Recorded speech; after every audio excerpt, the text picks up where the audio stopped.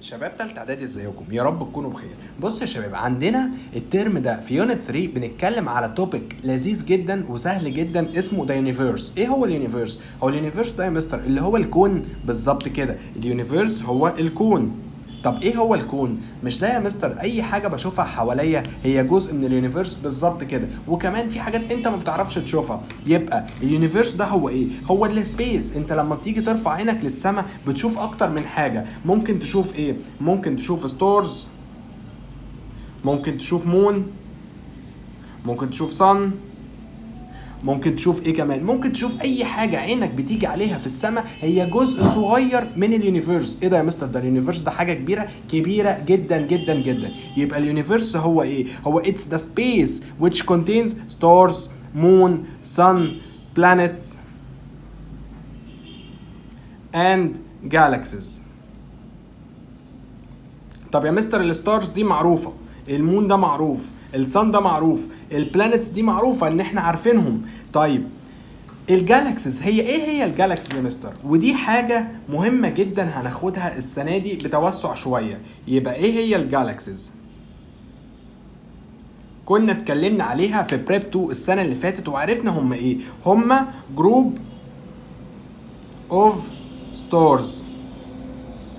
جروب اوف ستارز، شله من الستارز. شله بمعنى انا عندي اهو، ادي شله اهي مثلا، ادي شله وادي شله تانية.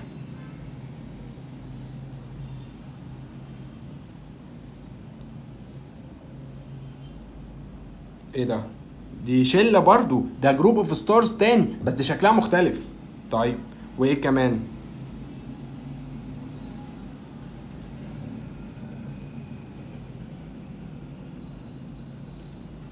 ادي ده شكل مختلف خالص عن اللي فاتوا يا مستر.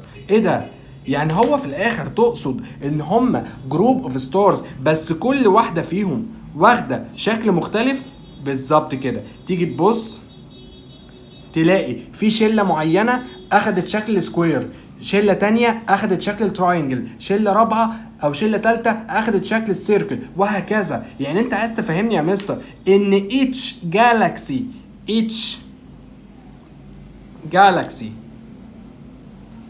has a distinctive shape؟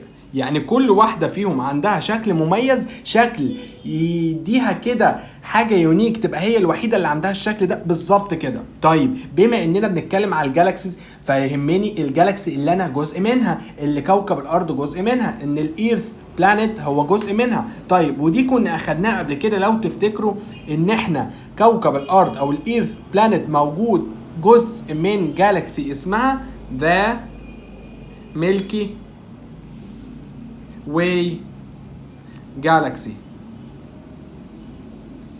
يبقى ذا ميلكي واي جالاكسي هي جزء من الجالاكسيز الكتيره دي، هي جزء من اليونيفيرس الكتير ده. كوكب الارض هو جزء من الميلكي واي جالاكسي. طيب هو الميلكي واي جالاكسي يا مستر شكلها عامل ازاي؟ هنلاقي شكلها مختلف شويه. هتلاقيها سيركل كده من النص وعندها ارمز. لو تفتكروا كنا اخدناها في بريب 2، يعني جزء بسيط منها. طب يا مستر ده الميلكي واي جالاكسي ده شكلها كبير قوي، طب هو بتتكون من مجموعه من الستارز برضو؟ اتفقنا ان طالما جالاكسي، طالما انا قلت لك كلمه جالاكسي يبقى تعرف ان الشكل ده مليان جواه جروب اوف ستارز.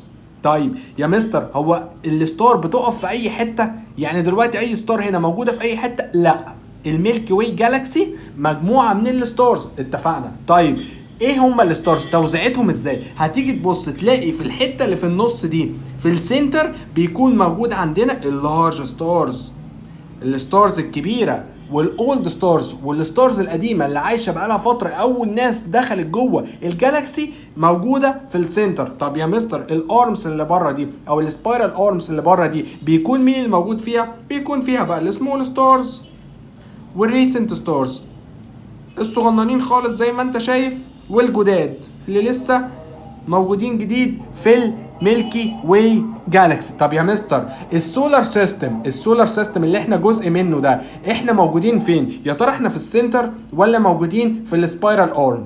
هنلاقي ان السولار سيستم اللي بالنسبه لنا حاجه كبيره جدا موجوده على السبايرال ارم. ايه ده يا مستر، انت عايز تفهمني ان السبايرال ارم دي موجود عليها الصن اند 8 بلانيتس؟ بالظبط كده.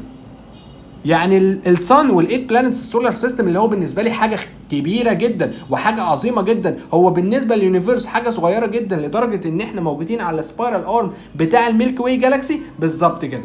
طب يا مستر هو اصلا بقى الحاجات دي اتكونت ازاي؟ اليونيفيرس ده اتكون ازاي؟ السولار سيستم ده اتكون ازاي؟ وده هناخدها ان شاء الله اثناء شرح الليسن بالكامل. هنعرف اليونيفيرس ده اتكون ازاي، هنعرف السولار سيستم اتكون ازاي، البلانيتس والصن اتكونوا مع بعض ولا حاجه سبقت الثانيه، الصن اتكونت وبعد كده البلانيتس ولا البلانيتس اتكونت وبعدين الصن. هناخدهم مع بعض ان شاء الله اثناء شرحنا للليسن. شكرا.